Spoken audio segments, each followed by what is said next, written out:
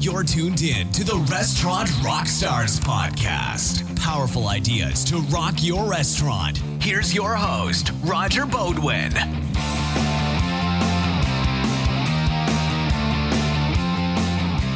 Guys, thanks for tuning in. I'm super excited to bring you this episode. A lot of you don't know that 2 decades plus ago, I used to live in Southern California. And back then, there was an iconic brand. It was a donut shop. The original was located in Inglewood, California. And you couldn't miss this place because it had a 25-foot donut on the roof. Now, I might be exaggerating, but it literally was a huge donut. And it just stood out like McDonald's Golden Arches. And it was that important to the brand. Well, they've grown huge since then. I'm super excited to bring you the president of this episode, Mr. Mark Kelegian. And with me also is my good friend and fellow industry pro, Jaime Oikle of runningrestaurants.com. And he and I frequently get together to do recordings and collaborate. So the two of us will be interviewing Mark. So I hope you tune into the video because we're going to be showing you some of those 58 varieties of these mouth-watering donuts. But there's so much more. We're going to be talking all about some of the challenges they've had during the pandemic, even though the brand keeps growing and they keep adding locations with lots more to come this year and next year, as well as the international franchise. But we're going to talk all about the importance of training and maintaining consistency when you have multiple locations. So you're not going to want to miss this. And thanks again to GoTab for sponsoring this episode. Rockstars, from one operator to another. Before we begin today's episode, let me tell you about GoTab. GoTab is a way to offer your customers safety, convenience, personal service, and respect for their time schedule. Your customers are free to choose how and when they order, pay, and connect with your restaurant. GoTab has a QR-based contactless ordering and payment feature that lets guests open their own guest checks as well as split tabs and tips from their own device. I really like the Leave at Table Pay and Go feature that helps servers spend less time swiping cards and more time serving guests. It's all about the service. Flexible menus, digital gift cards, curbside pickup and delivery, and other smart features create a personal connection with guests and leave the tech in the background. With GoTab, you can safely turn tables 30% faster while enjoying 20% higher check and tip averages. Best of all, you never lose the personal touch. I love that. GoTab helps you put hospitality first. With this podcast, they're offering free activation for curbside pickup and delivery. Just text Rockstars to 213-474-3925. I'll also put this number in today's show notes. Now, on with the episode. Welcome back, everyone. This is the Restaurant Rockstars Podcast. These are engaging topics that help restaurants rock their profits, build their brands, and deliver amazing guest service experiences. With me today is my fellow co-host, industry professional, colleague, and friend, Jaime Oikle of runningrestaurants.com. And our guest today is Mr. Mark Kelegian, and he is the president of an iconic Southern California institution called Randy's Donuts. Welcome to the show, Mark. How are you today? Thank you. Great to be here. Well, this is really exciting for me because I used to live in Los Angeles, so I'm pretty familiar with Randy's Donuts. So I'm really excited to have you as a guest, and we're looking forward to talking to you. So as my audience knows, I usually start off with a backstory of the guest. We're interested. Where did it all begin for you in this crazy restaurant hospitality business? Did it start young? Did you fall into it? Did you always know you were going to run a donut empire? Tell us. I had no idea. We'll leave it at that. I spent first 20 years of my professional career being a lawyer, litigation attorney, primarily representing women who were victims of sexual assault. That was rewarding, but, exhausting. Yeah. I got out of that business in the early 2000s, and I'm also in the casino business in California. And basically, I've got 3 daughters, 2 that have graduated from USC, 1 that's still at USC. And the casino business is not for them, let's just say. So I'm sitting around on my computer, just trying to think about investments for them to get them started. And lo and behold, I go to this website called bizbuysell.com, and I put in unlimited money, unlimited opportunity. And there was a little tagline that said, well-known 50-year-old restaurant for sale. And I thought to myself, that might be some of the old Jewish delis in Beverly Hills. Yeah, right. That's been around forever. Great income stream for the kids. I have some background in restaurant experience in our casino operations. We've always had several restaurants within them. Of So course. I learned a lot through that process. I actually had a Pink's franchise for a very brief period of time, way back when, before he was expanding at all. Now, Pink's, I remember the original location on La Brea, I think, and then there's one in West LA, and maybe there's more now, but, famous for the hot dogs and the burgers and stuff, right? They've opened up in a few other locations since then. Yeah. So I call up this ad that had just been posted a few hours earlier, and the young girl who answered the phone said, "Yeah, it's Randy's Donuts." And I said, "Okay, how much do they want?" "Okay, how much does it make?" I said, "Write it up," because I knew that opportunity would be gone if in a heartbeat. By the way, yeah, and I mean, I joke about it, but I basically got death threats for 3 to 4 months after the announcement was made, because all these athletes, all these actors, all these restaurateurs throughout Los Angeles came just yelling at my door. I've been telling those two brothers who own that restaurant, for 30 years, I want to buy it whenever they're ready to sell. So we got through that, that little phase, and then we started our goal of expansion. How many years ago was that? Like, when did you first buy this institution called Randy's? I bought it in 2015, and got a lot of great help from a real icon in this business, Bill Allen, who was president of Fleming's, Outback.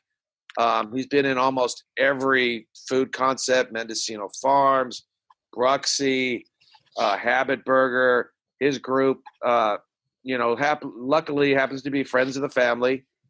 And so I got his advice, which was, hey, stick with it for a couple of years. Don't move yet. Learn the business, and don't screw it up. And I said, okay, I think I can handle that. Don't fix what wasn't broken? Was there anything broken that you fixed, or did you just leave it alone and just keep printing money?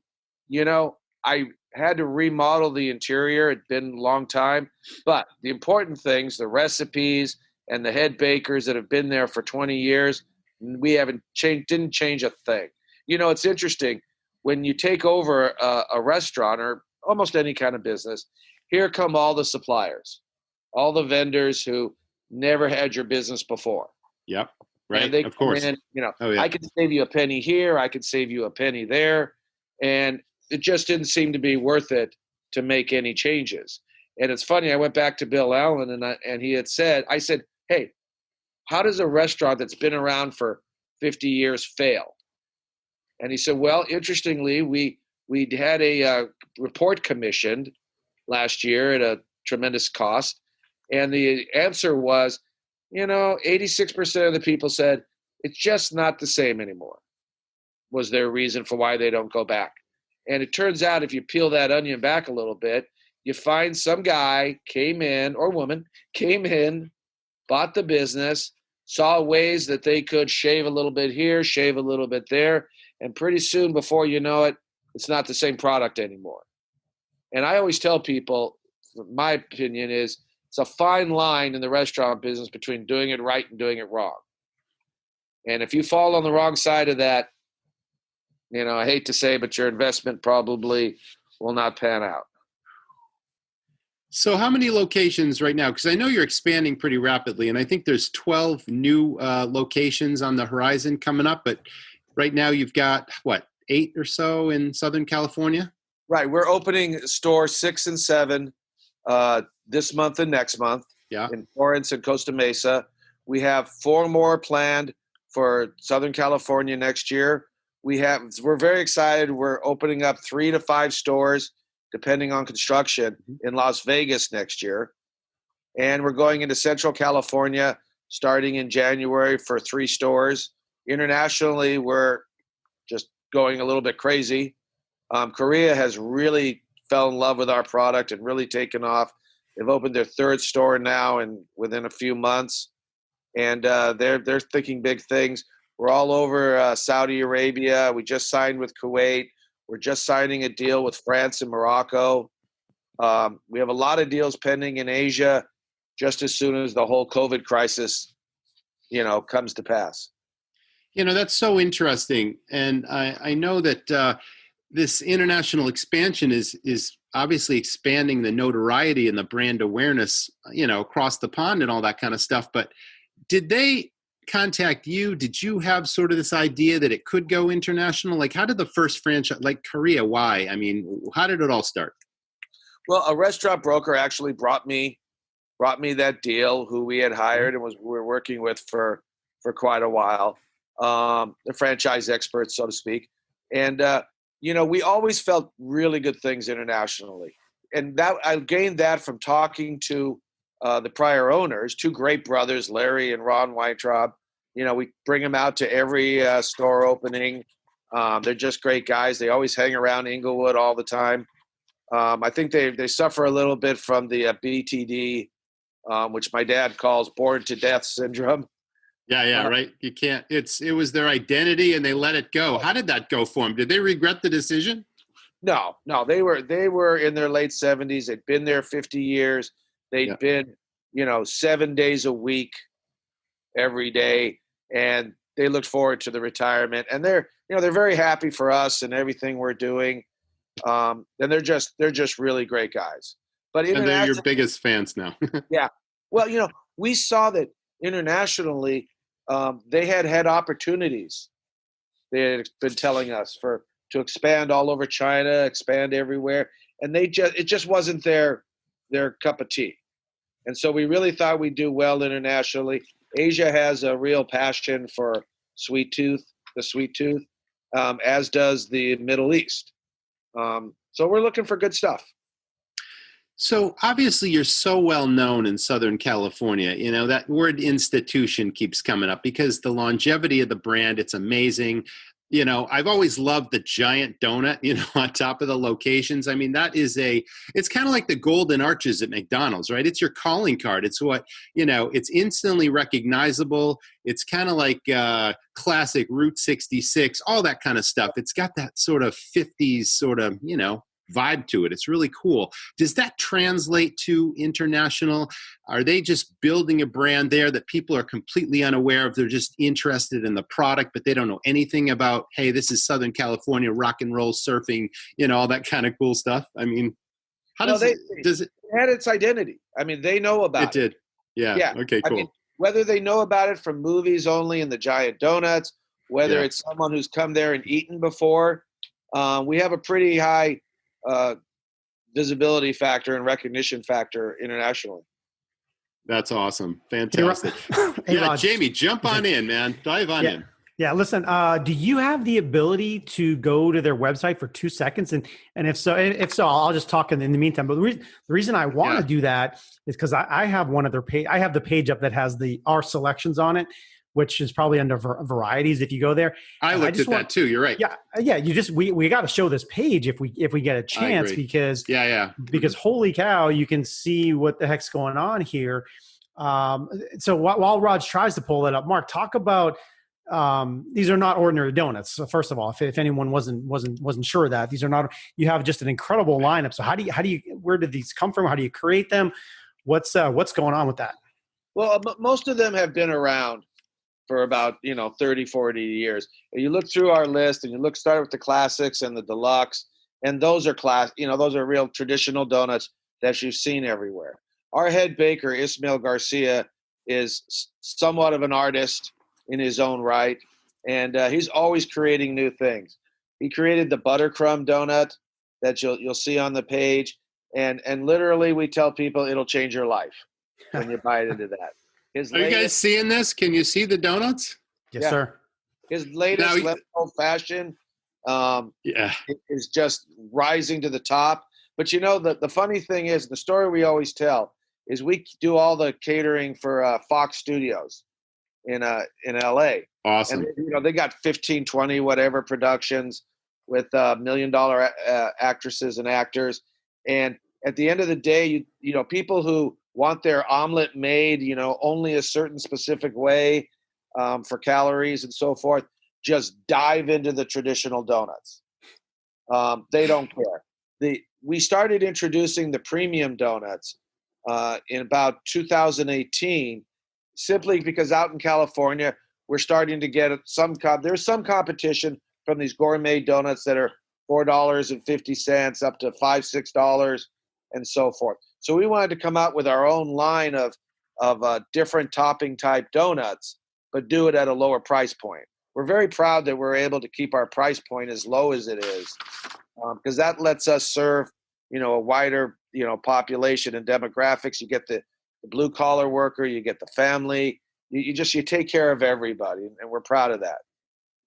You got I counted 58 different varieties here. So there's got to be challenges to making all the donuts fresh in that type of quantity and in that type of variety, right? Like that's got to be huge, but yet you're probably rolling out new ideas all the time.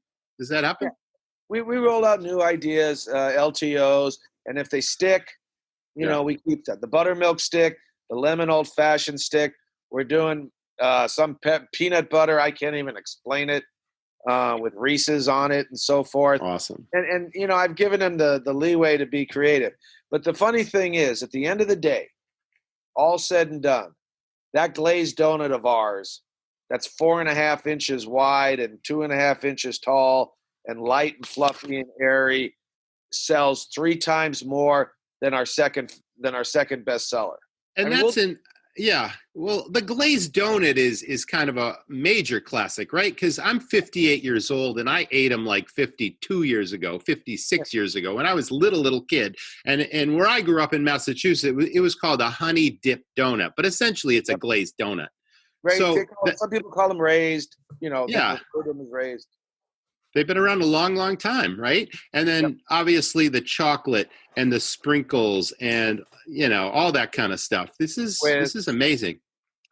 And they all sell, right? Oh yeah. No, we don't keep anything on there. We've gotten rid of a few over the years that weren't that popular. The interesting thing about making donuts, it's not necessarily a secret. I mean, we do everything by hand. We've got our own proprietary flour made. We are having our own proprietary glaze made for us by the large manufacturer. There's only 2 large manufacturers of most of these products in the United States, and we do a volume that allows us to have our own proprietary items. But at the end of the day, when you think about a donut, right, you've got 2 types of donuts. You've got cake and you've got raised. Okay. Everything after that is what you put on top. You see a lot of shops popping up that are very creative with their toppings, and that's cool, and it's a good time for everybody.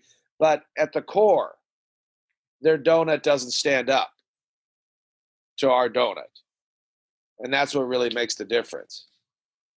So I got 2 questions. Jaime, I don't want to interrupt if you got one. Do you want to dive in? Well, only to the extent that I mean, we have to get to where we are today in the current world of pandemicness, and so we got to see how that has changed. So I do want to go there pretty soon, but okay. You can take us there when you're ready.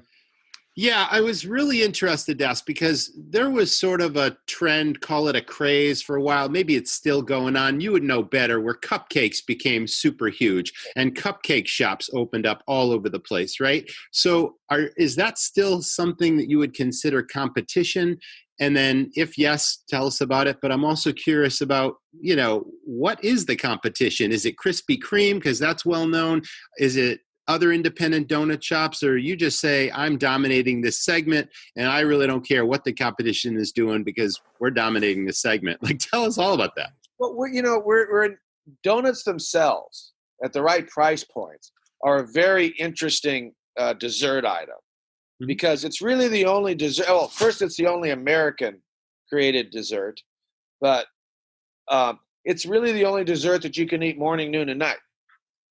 Surprisingly, everyone might think that, 90% of their sales come in from during the morning hours and everybody closes at noon, which you see in a lot of donut shops, noon, 2 o'clock. Ours are eaten all day long. We actually do 50 to 60% of our sales between 5 a.m. and 1 p.m. And then we do another third in the afternoon and so forth into the evening, because at our price point, we're a great dessert item. People are getting them after lunch. They're taking them home after work. They're eating them after dinner.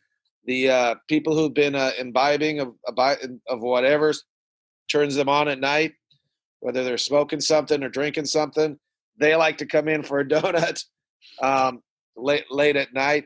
But, as far as competition goes, cupcakes, little muffins, things like that, they've all got their own sector. I don't really see us as competing in that world.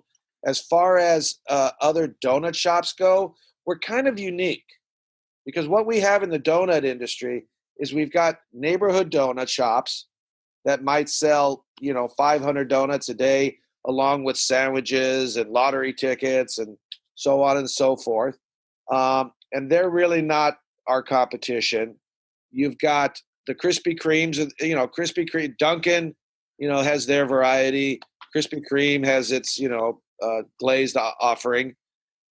They're probably closer to our competition. But, I find that every area has its own great donut shop, has their own favorites. And we try not to go right up against someone who's got a local following. But yeah, no, as far as competition goes, we stand differently than any other donut shop, really, I think, because we can go from the $1.25 glazed donut all the way up to the, fancy white ganache chocolate with, caramel on it and so on and so forth, that we do at $3. So, we appeal to everybody. We have a saying that says, you can't be an office hero if it costs you $50 to bring a dozen donuts to the office. Absolutely. Cool. So we really think that we can appeal to everyone. All right, rock on. Jaime, dive on in. Let's get into COVID. Yeah, bring us out of the. We can go back to full screen mode and all that fun stuff if you want, Raj. Right. But so obviously we're way too many months into this situation for everybody, and for every restaurant it's different. Roger and I've been covering it since March when it really hit and the restrictions came in place. We've had seminars on it and webinars and workshops, but it's different for everyone. And I think it's probably very different for you, whereas I not operating as much as a sit down operation, able to kind of work through these issues as long as you're being safe and so forth. And of course, California has had some of the toughest restrictions anywhere. So just in general, how has the pandemic affected you in the beginning and then where you are now and kind of where things go in the future? What do you think? Well, I think it depends on the kind of operation that you have. Our 2 drive-through operations doing very well, as really are most drive-through restaurants these days. They've all seen an uptick in sales. Our walk-in restaurants are doing just as fine. It was really rough in the beginning. The February, March, and April was rough for everyone. Our Century City kiosk, we had to close for several months simply because the entire mall had to be closed. And it hasn't rebounded like we hoped it would, primarily because the massive amount of office space that's in that area has simply not returned. And that, I think, is going to be the biggest challenge for any restaurateur that relies on a downtown or an office population. We're just not seeing it. We see a lot of comments from a lot of the major companies. We're not going back to the office till July, or we're not going back until specific points in time. And I think that's really going to hurt. As far as COVID goes in terms of expansion, it's kind of an oxymoron because it's actually presented a lot of opportunities, sadly. Mm-hmm. A lot of restaurants have gone out of business. A lot of chains have divested themselves of their units that might have been in good locations but simply weren't performing as well. And it might have been one thing to keep them on the books for whatever reason, 2 years ago or even a year ago. But now, if it's hemorrhaging money, they got to get rid of it. So it's actually created a lot of opportunities for expansion if you're willing to take that risk. And I think it's a risk that pays off for us. Simply because, I use my own money. We don't go out. We're not going to the VC guys and the private equity guys and so forth to raise capital. So that allows me to control exactly what we want to do. And I think our price point helps a lot. I think you can always expand your product if your price point is low enough that a recession doesn't hurt it, a slowdown does not affect it. My father used to have this great saying that was, I'd rather sell a $500 item 10 times to 10 people than a $5,000 item once. So I think that's going to pay off for us in the long term. I think now, and by now I'd probably say in the last 30 days, 20 days, we're seeing a lot more activity by the larger brands in getting back into expansion. I think the vaccine is going to make a world of difference. I don't know, I have no special knowledge of any kind, but in the hopes that the vaccine is available to everybody by January, February, something like that, I can see everything coming back, before summertime. And Roger, that's how I'm envisioning it. Yeah, let me throw this kind of to both of you. So Roger, when Roger and I talk, we talk a lot about cost structure of the restaurants. And when last March hit in April, and the folks were like, I'm not paying rent, I don't know what to do, we're going to go under. And you have seen a lot of people go under. Inherently, there's a flawed cost structure and profit model in restaurants, and we kind of all know this. And to your point, I think you may be in a very good position, because I'm guessing the profit structure in a donut shop is a lot different than a traditional restaurant. You don't need as much space, you don't have as much costs, and so forth. And so that really does, like to your point, put you in a good position to take care of opportunities. And yeah, it's if I was out of work, I'm not going to splurge on a $1,000 item, but I'm still going to buy a $3 donut. Like those things don't go away. Like people they always want the little pleasures in life. So that positions you as well. So Roger, from the cost side, what would you ask someone that's an operator in Mark's case, or and bring it to the wider scope? Like, how can you make sure your costs are on point so that any sort of change in the ecosystem, you can survive it? What do you think? Yeah, and that's a multifaceted question that I can go in so many different directions. My gears are turning because, Mark told us that he had bakers that had been with him for 20 years. And when you've got really talented people that you don't want to leave, you have to keep rewarding them year after year. You have to keep bumping up their pay. You have to give them perks and all kinds of incentives. So even though the stores are smaller and there might not be a lot of labor in each store, maybe the labor cost is something that continually rises, even though the prices of the donuts have to stay relatively constant. That was one thought I had. I was going to ask Mark about, the margins on each donut. Do they all contribute a very similar margin based on what goes on the donut versus the toppings, or do you price them accordingly because some cost a little bit more to make than others? I mean, I can go down so many different roads. The volume of sales on a daily basis being constant, that keeps pace with all the rising costs out there. You obviously have leverage and economies of scale. You're working with the same supplier for a long time. You can keep them honest, you might say, as opposed to them constantly, doing something when you're not looking because they don't want to lose you as a customer. You've been with them for so long. But still, we can't control rising costs in certain areas. And I don't know if flour is constant or if the cost of flour goes up or down, or again, I could ask a zillion questions around that. So why don't you take over, Mark? Well, the cost is pretty constant.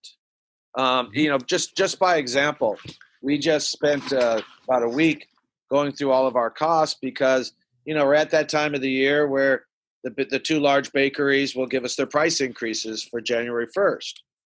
And so it's almost funny. It's almost comical. We go through all the mechanisms. We do the recipes again. We measure it all out, so on and so forth. And these price increases don't amount to 1 or 2 pennies per donut. So the product isn't really getting any more expensive to make. That's good to hear. If I had it my way, I'd sell them all as classics for $1.25. But some of the cake mixes for some of the specialty donuts are a lot more expensive. The toppings on the premiums are definitely expensive especially when you use a name brand. You go to M&M or you go to Reese's or yes, Captain Crunch, whatever the case may be. Yeah. That stuff is not cheap, and that really jacks the price up a lot. But it's really the labor and the rental rates. In California, at least in California, the price of leasing or buying land is just through the roof. And when you got the big boys, the Canes, the Chick-fil-A's, the In-N-Outs, those guys, and even Chipotle now, Panda, they'll pay $250,000, $300,000 for a ground lease out in California. And that's because they're doing, $5-6 million a year in business. Well, we can't compete in that. Did I lose you guys? Oh. You're still rolling. I got a strange pop-up. Sorry. Yeah, no, you're good. So that's really an area where we don't have a lot of ability to control the pricing. And, there's a saying that goes, cheap rent is very expensive. Mm-hmm. Yes. And you don't want to be that guy that's 3 blocks out of Main and Main because you could save $5,000. So we have to, avoid making those kind of mistakes. But labor costs continue to rise. It's not just the dollar for the cashier who's getting minimum wage plus tips. It's, then everybody wants $1. Every position wants another $1. And it adds up and it adds up. And if you don't keep your volume up, it's going to really bite into your profits. So that's really the hardest part, are the labor increases. And, in California, we have problems out here. There's only 6 states, I think, or 5 states in the country that don't have a different minimum wage rate for tipped and non-tipped employees. And California is one of them. So, no matter how much they make in tips a day, 50, 100, whatever the case may be, they're still getting that extra $7, $8 a day. That's a crime. I don't understand why, your state restaurant association can't lobby legislature to make that shift. I mean, the legislators just don't get it. They try. An interesting corollary, because I'm in the casino business. Right. And our dealers get minimum wage plus tips. Mm-hmm. Well, there's a thing called a GITCA, which is a tip compliance agreement that you have with the government. Okay. For different industries. If you're large enough, they'll make one. So our dealers will have to report on their paychecks a minimum of, say, $13 to $15 an hour, plus their $13 an hour wage. And so they're making, $60,000, $65,000 a year minimum. But every time there's a $1 increase, I've got to pay it to them. Right. And almost at every casino, it costs us like $500,000 a year. Well, at some point, you're just not going to be able to keep generating more income to pay for that. Mm-hmm. And everybody has a misconception, I think, about the restaurant industry that, well, you can just raise your prices, keep raising your prices, because everyone else is going to have to. Well, I mean, that's a road that you really don't want to go down. And as a matter of fact, you see the big guys like McDonald's and so forth. You could buy 12 different things for under $1. And that's a different mentality, I think, because I believe that's based on let's just get all the dollars in, as many dollars as we can, and we'll worry about the bottom line later. And I'm not sure. Now you're talking about a market share battle. McDonald's raises its prices, it's going to lose share to Burger King, and maybe even KFC or down the line. It's like, it's a real delicate balance when you're at that level. And you're dealing with something similar. You have a customer that's been used to buying a donut at a certain price, and to that customer, there's a value there. And if you were to raise prices year after year after year, at some point, you're alienating your customer base based on what they expect the price and the value to be for what you're selling. And they don't, I agree 1,000%, and they don't really care when you tell them that, well, every other donut shop in, a 20-mile area is selling their place for $1.45, so we've got to increase. No, you don't. And you try to make everybody happy. and you can't, but you try. Hey, Raj, I have a question that goes towards marketing, and I want to ask because I'm just poking around on the website and I saw a few things earlier. Great media exposure. You know, celebrities are there. There's events there. You're in movies. Does that do the marketing by itself? Is that all you do? Or do you also have social media campaigns? Do you rely on word of mouth? How active are you in that realm? You know, we've become very active in social media the last 6 months. You know, it's hard to know because we have such a loyal customer base. Really hard to tell whether or not any of that drives any new business in, or we're just keeping our current customers informed. We hired a great public relations company recently called Dog and a Duck. They have great T-shirts, and you know, we've been getting a lot of exposure every time we open up a restaurant. It's like there was nothing else going on in Southern California for the day. So they're doing a great job. Social media, we want to keep expanding. We're probably behind the times, but you know, we're doing it organically, and we're doing it with real customers. We're not buying followers or doing anything like that. Well, what about the celebrity stuff though? I've seen a number of high profile stuff. Does that happen by itself, by their outreach? They want to be affiliated with it. That stuff must just be fun when it comes about. It is, you know, it's great for my employees. Love it. Certainly. We do a lot of collaborations. We did a collaboration with Tom's Shoes where they came to us. Mostly people come, the bottom line is mostly people come to us. We're not out promoting, hey, put us on your T-shirts, put us on your tennis shoes, but it keeps coming. Lucky brand has a sweatshirt of ours out there right now that they created. Zara's done it. Tom's Shoes has done it. We've got a few coming up in the next year that are apparel related. People love to wrap our donut. And it's not cheap. Just the process of having the wrap created and installed and taken down is about $20,000. But these, you know, some of these companies, mostly entertainment companies or large social media companies, like to do it.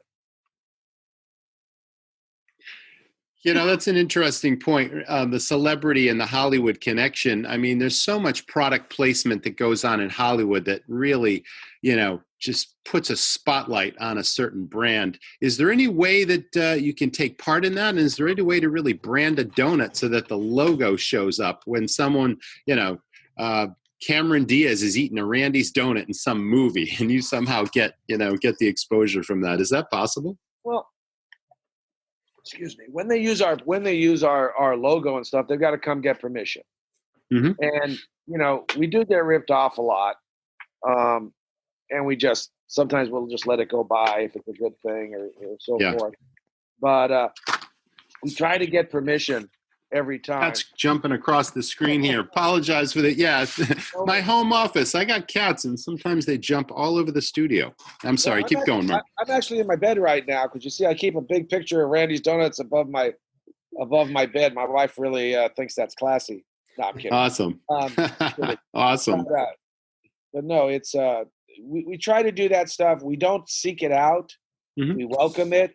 But they always want to come and film stuff, and we think it's great, and we'll always allow that, and it's just part of who we are. Yeah, that's cool. So,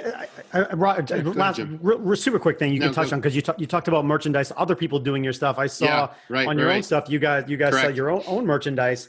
Small part of the business, a significant part, just a fun part. What do you think? Fun part at this point. Now we are introducing a new limited line that will come out in January, February, where we've really, let's just say, taken the lid off of it and allowed these guys to create, you know, a bunch of different things. And we'll see how that goes. I think there's a market definitely for it. We do really well with the sales at our iconic location by the airport, because that's, you know, more of a tourist situation. We do a lot on mail through the internet, our website, but it's not its own separate business at this point, or, it's not that big of a profit center. Gotcha. So you got a location, if I'm correct, you've either opened it or you're opening it at LAX. Is it open right now? No, it is a deal that's been signed and approved. Okay. And they're just, they're not requiring any of the franchisees to do anything at this point.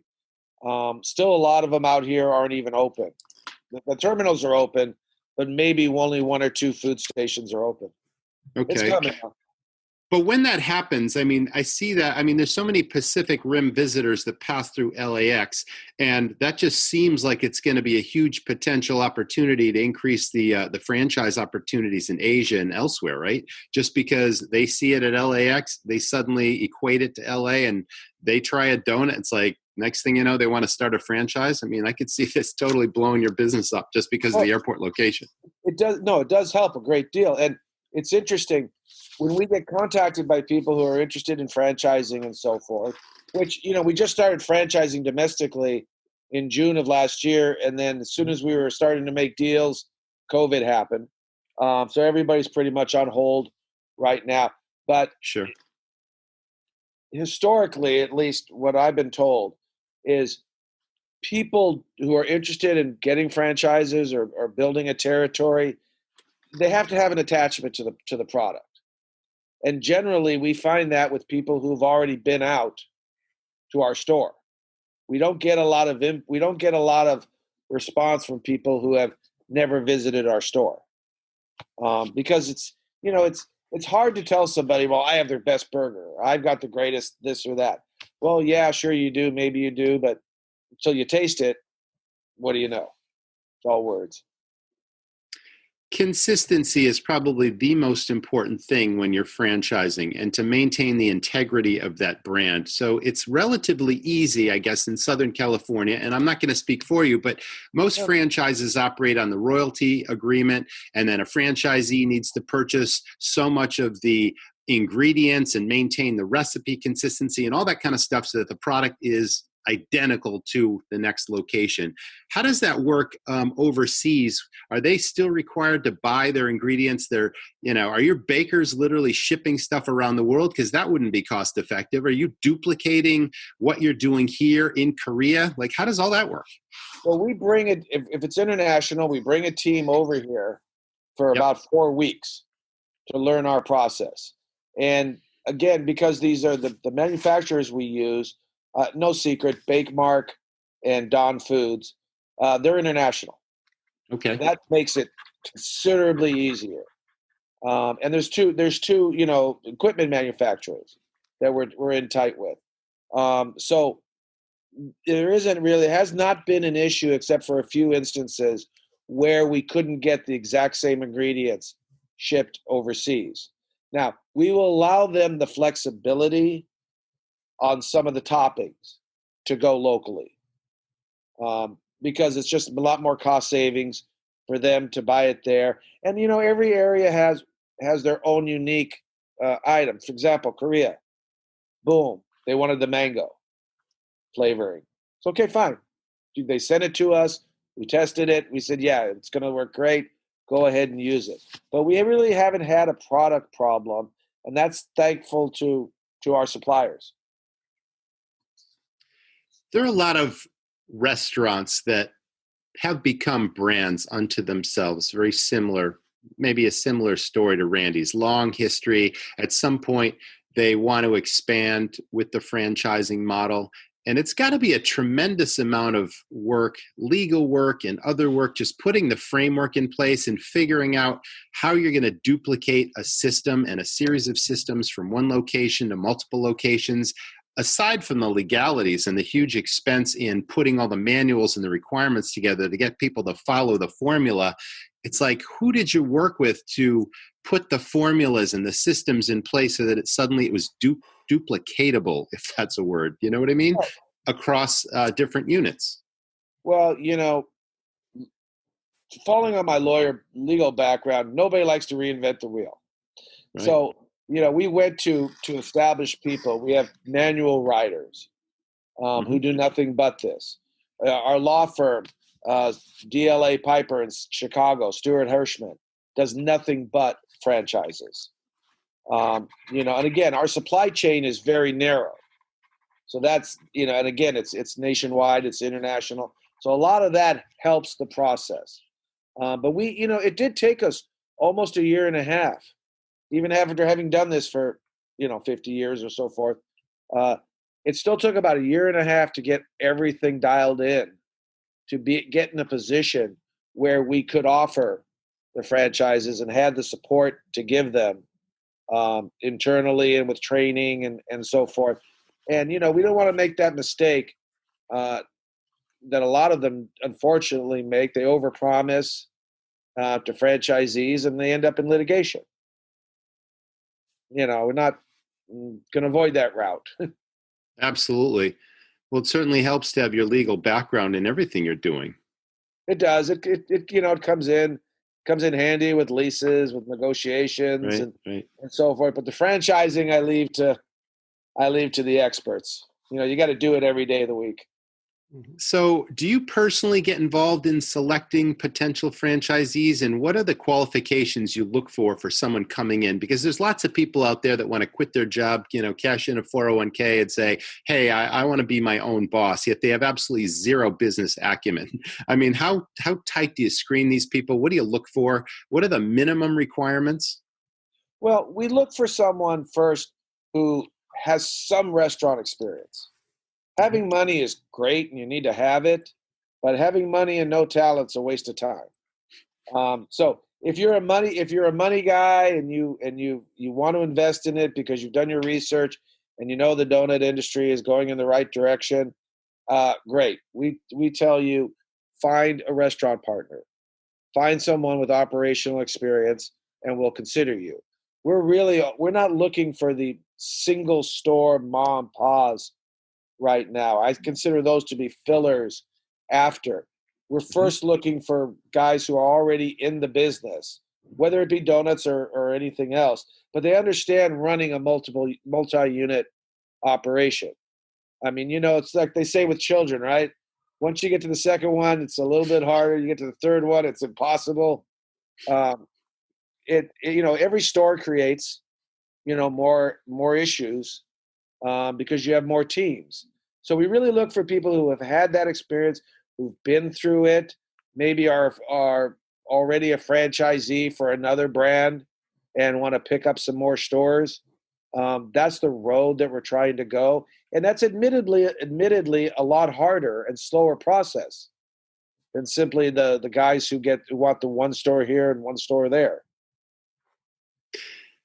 I'm going to ask one final question that let Jaime finish up with anything he has. But obviously, one of the most important foundational elements of any restaurant business or any business of any kind, obviously, is the staff and the staff development and how you train those people and how you recognize and reward them to keep them, from going down the street to the next person, and how you get rid of the C players and you really develop what I call the dream team. What's your magic formula for, onboarding a new staff person, getting them up to speed in the job, and then turning them loose on the customers so that they're brand ambassadors for your business? There's got to be some magic formula there, to sustain what you've achieved through your people.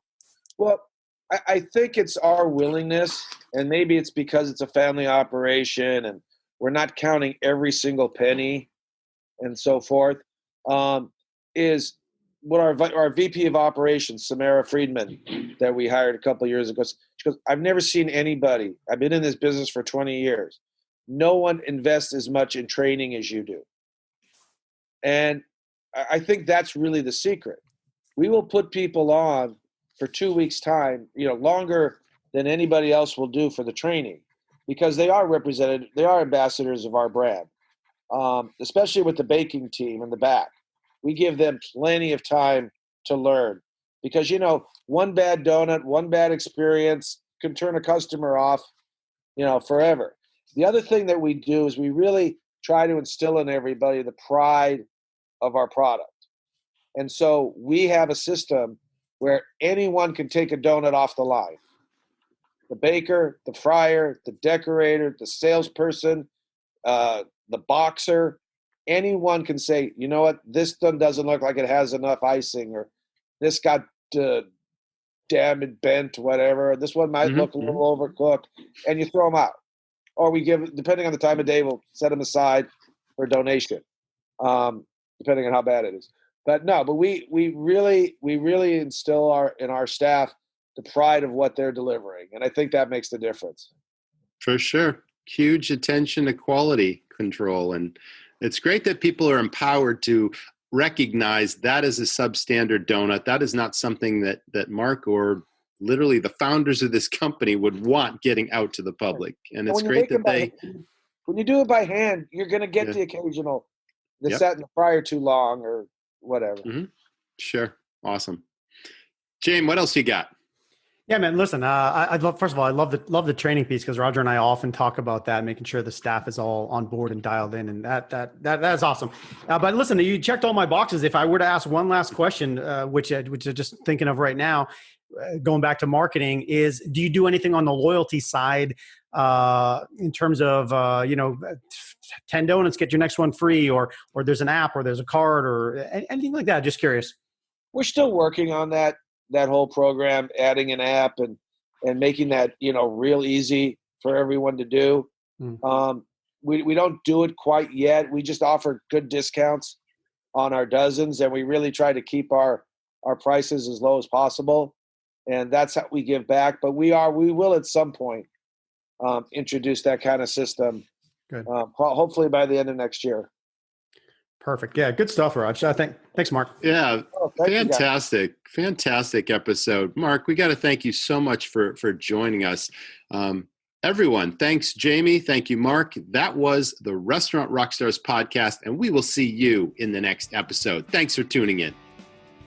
Man, who doesn't want a donut after watching that episode? Every one of those varieties just had my mouth watering. That's just incredible. What a great story. And thanks again to Mark for joining us, because we learned so much. There were so many key learnings all about the importance of systems and maintaining the power of a brand and building that brand and training staff and just everything that just lights us up as restaurant owners and operators, doesn't it? I was super excited to bring you that.